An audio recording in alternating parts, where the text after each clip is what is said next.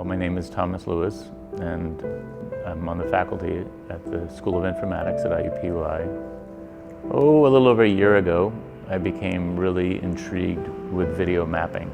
Video mapping is a technology that allows us to very precisely project video images onto various surfaces.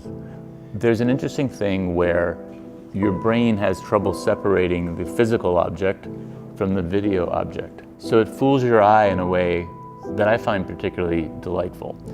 The object that you're mapping on is adding dimension to it, and the video is adding time to it. So you end up with this sort of hybrid thing, this thing that is a time-based physical object, right? And I just find that really exciting. I find a lot of creative potential in that. And it's something that really inspires me, and I just have an endless fascination with it, and I look forward to doing a lot more video mapping with that and exploiting sort of what that does to people, what that does to audiences. I had a show last year, and it was very successful, and I got inspired to sort of up the ante, so to speak, and try something that was more challenging, find a venue that would be willing to do it, and the Arts Council of Indianapolis was willing to do it. So a year from that prior show, I'm now here with my next show called From Now On. I started to formulate the idea for the show and figure out, what it would be comprised of. I've been working on this for 8 months, a lot of sleepless nights, sort of plotting out the gallery and what it was, what was going to go where, and actually what they were. I have 100 balls that are bouncing around. They are actually supposed to represent the molecular makeup of the atmosphere.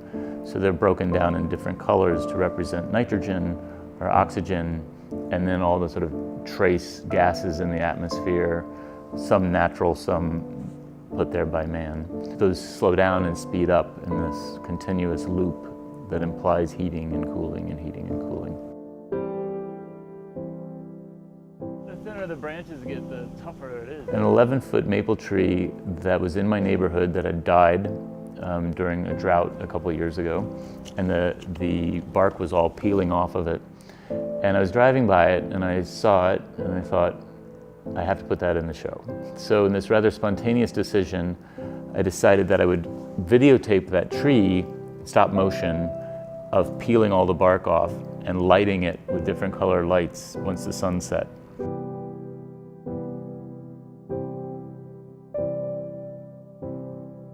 I spent 60-some hours then sanding that tree cleanly as I possibly could, and we moved it into the gallery, reassembled it, secured it up into the rafters, bolted into the rafters so it's nice and safe, and then we'll be video mapping on that tree in a way that sort of echoes but builds on the tree image in the lobby.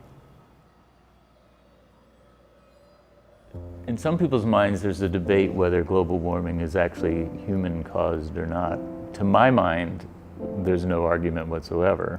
I was thinking a lot about climate change and global warming, whichever term you prefer.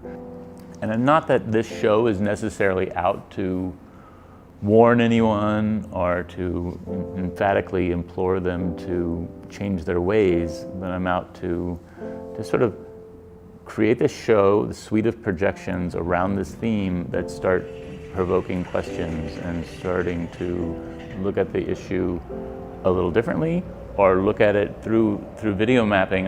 There's still a narrative thread that I have that's running through this whole experience. When I think about audiences coming here and seeing the show, on one hand, I want to create this sort of serene environment where they open their mind and open their eyes to the meaning of the show, right? To the issues that it's grappling with. But at the same time, I've introduced elements in the show, mainly through sound, that intervene with that serenity, right? That create a sense of conflict, because I think at the root of this theme, there is conflict.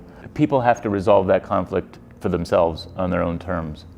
Hopefully, the more people talk about climate change, the more they engage with it creatively, critically, scientifically, in so many different ways, it will increase people's awareness, and they'll have questions they're looking for the answers for, and hopefully they find them.